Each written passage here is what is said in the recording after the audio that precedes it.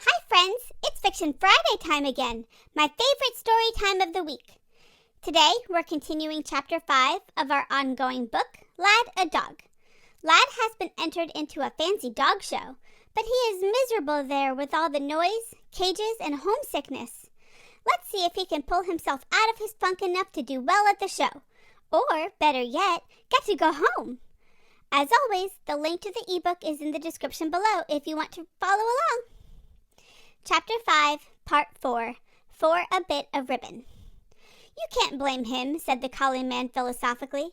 Why, just suppose you were brought to a strange place like this and chained into a cage, and were left there for 4 days and nights while hundreds of other prisoners kept screaming and shouting and crying at the top of their lungs every minute of the time. And suppose about 100,000 people kept jostling past your cage night and day, rubbering at you and pointing at you and trying to feel your ears and mouth and chirping at you to shake hands. Would you feel very hungry or very chipper? A 4-day show is the most fearful thing a high-strung dog can go through, next to vivisection. A little 1-day show, for about 8 hours, is no special ordeal, especially if the dog's master stays near him all the time.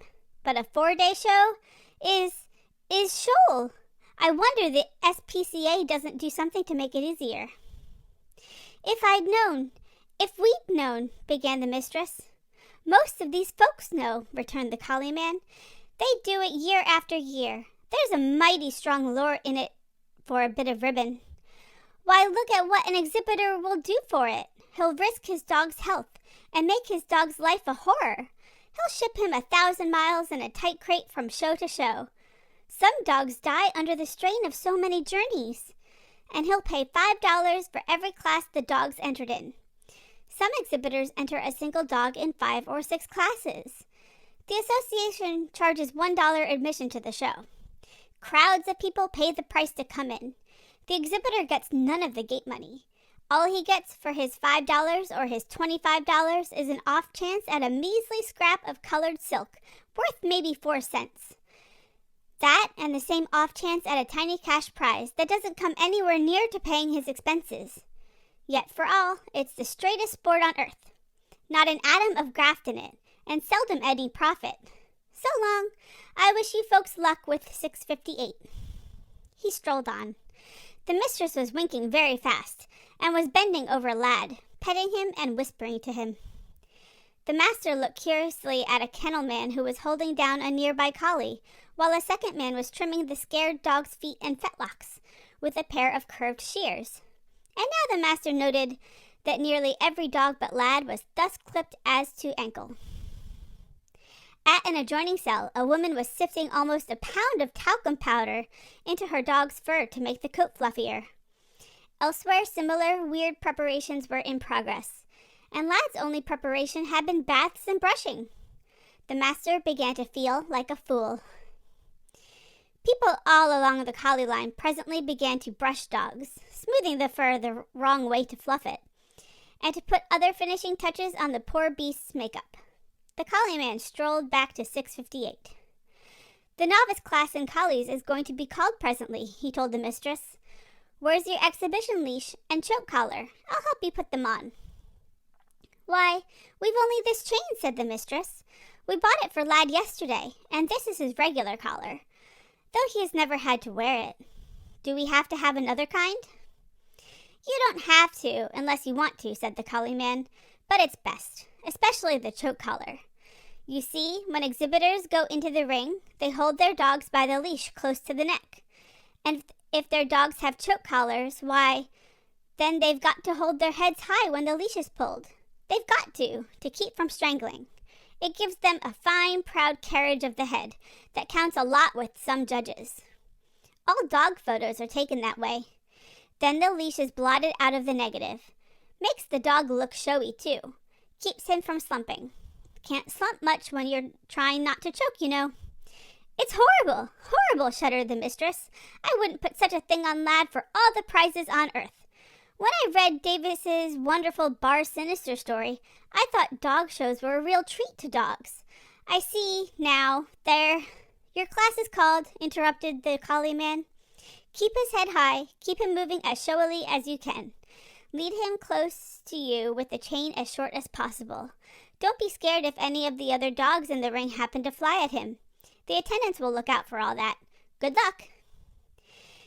Down the aisle and to the wired gate of the northeastern ring, the unhappy mistress piloted the unhappier lad. The big dog gravely kept beside her, regardless of other collies moving in the same direction. The garden had begun to fill with visitors, and the ring was surrounded with interested railbirds.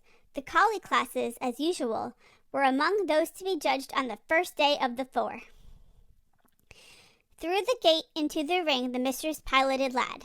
6 other novice dogs were already there. Beautiful creatures they were, and all but one were led by kennel men. At the table, behind a ledger flanked by piles of multicolored ribbons, sat the clerk. Beside the platform stood a wizened and elderly little man in tweeds.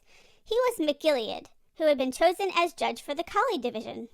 He was a Scot, and he was also a man with stubborn opinions of his own as to dogs. Around the ring, at the judge's order, the novice collies were paraded. Most of them stepped high and fast and carried their heads proudly aloft, the thin choke collars cutting deep into their furry necks. One entered was a harum-scarum puppy who writhed and bit and whirled about in ecstasy of terror. Lad moved solemnly along at the mistress's side. He did not pant or curvet or look showy. He was miserable, and every line of his splendid body showed his misery. The mistress, too, glancing at the more spectacular dogs, wanted to cry, not because she was about to lose, but because Lad was about to lose. Her heart ached for him. Again she blamed herself bitterly for bringing him here. McGilliard, hands in pockets, stood sucking at an empty briar pipe and scanning the parade that circled around him. Presently he stepped up to the mistress, checked her as she filed past him, and said to her with a sort of sorrowful kindness, "Please take your dog over to the far end of the ring. Take him into the corner where he won't be in my way while I am judging." Yes, he spoke courteously enough, but the mistress would rather have had him hit her across the face. Meekly she obeyed his command. Across the ring to the farthest corner she went, poor beautiful Lad beside her, disgraced, weeded out of the competition at the very start. There, far out of the contest she stood, a drooping little figure, feeling as though everyone were sneering at her dear dog's disgrace. "Oh no, friends, poor Lad!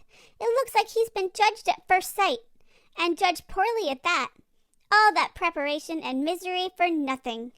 But at least he'll get to go home now, right? That's what Lad truly wants. But I feel bad for his mistress. She so wanted Lad to be shown as the beautiful, bright dog he is. Well, we'll have to wait for next week to see what's next in store for Lad, so be sure to subscribe and come back to visit. And stay tuned for our next special Music Monday song.